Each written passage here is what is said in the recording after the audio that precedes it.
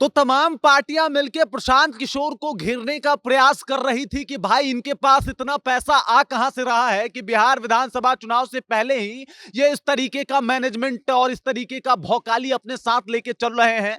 और अब जब प्रशांत किशोर का बयान सामने आया है उससे सभी नेता चुप्पी साधते हुए नजर आ रहे हैं, चाहे वो तेजस्वी यादव हो या फिर लालू यादव हो, रोहिणी आचार्य हो, इसके अलावा जेडीयू के तमाम नेता नीतीश कुमार और उनके जो भी प्रवक्ता हो, बीजेपी के तमाम लीडर्स हो या फिर सम्राट चौधरी और चिराग पासवान हो, सबकी बोलती बंद करवा दी है प्रशांत किशोर ने। और मुद्दा इस तरीके से उठाया है जिसके ऊपर सभी घिरते हुए नजर आ रहे हैं। अब दरअसल बात क्या है, मामला क्या है, ये सब कुछ मैं आपको बताऊंगा, लेकिन उससे पहले मेरा परिचय जान लीजिए। मेरा नाम है रजत और आप जनता जंक्शन देख रहे हैं। आपको बता दूं कि प्रशांत किशोर से तमाम पार्टियां मिलकर एक ही सवाल पूछ रही थी कि प्रशांत जी, आपके पास इतना पैसा आ कहां से रहा है जिसे आप अपने मन मुताबिक खर्च कर रहे हैं। विधानसभा चुनाव में अभी 1 साल का वक्त है और उससे पहले जो है आप पैसा पानी की तरह बहा रहे हैं। हर तरफ आपका पैसा देखने को मिल रहा है और कई तरीके से उनको घेरने का प्रयास किया जा रहा था। कुछ लोग कह रहे थे कि भाई बीजेपी इनको फंड कर रही थी,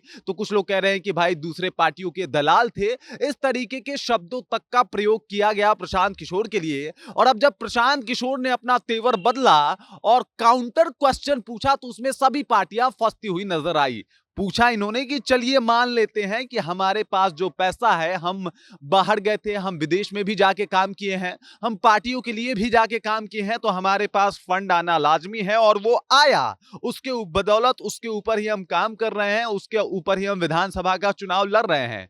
लेकिन ये जो बाकी पार्टियां हैं, आरजेडी हैं, जेडीयू हैं और बीजेपी हैं, इनके पास पैसा कहां से आ रहा है। मतलब घेरने का आपने देखा किस तरीके से इन्होंने एक माहौल बनाया। बोला कि इनके पास पैसा कहां से आ रहा है, आरजेडी के पास पैसा कहां से आ रहा है, बताइए। ये तो गरीबों की पार्टी थी, गरीब गुरबों को आगे लाने की पार्टी थी, इनके पास इतना पैसा कहां से आ रहा है कि पूरा मैनेजमेंट देखा जा रहा है, पूरा मीडिया कवरेज देखा जा रहा है, हर तरीके से माहौल बनाया जा रहा है। तेजस्वी जी बिहार यात्रा कर रहे हैं और उसके बाद इनके रसूकी में और रईसी में कोई फर्क नहीं पड़ता। आखिरकार ये गरीबों से लूटा हुआ पैसा नहीं है तो और क्या है। जेडीयू से भी उन्होंने काउंटर प्रश्न पूछ लिया कि चलिए भाई आप भी बता दीजिए, आप लोगों के पास पैसा आ कहां से रहा है। मेरे पास तो चलिए मैंने चुनाव के लिए जो रणनीति बनाई उसके बाद पार्टियां दी। और उसके बाद उन्होंने एक और सवाल जो है वो पूछा, ये सवाल उपस्थित भी है कि आखिरकार जो पार्टियां पैसा दी वो इन्हीं में से सभी पार्टियां थी, तो ये पार्टियां उनको पैसा दे कैसे दी अगर इनके पास पैसा नहीं आई।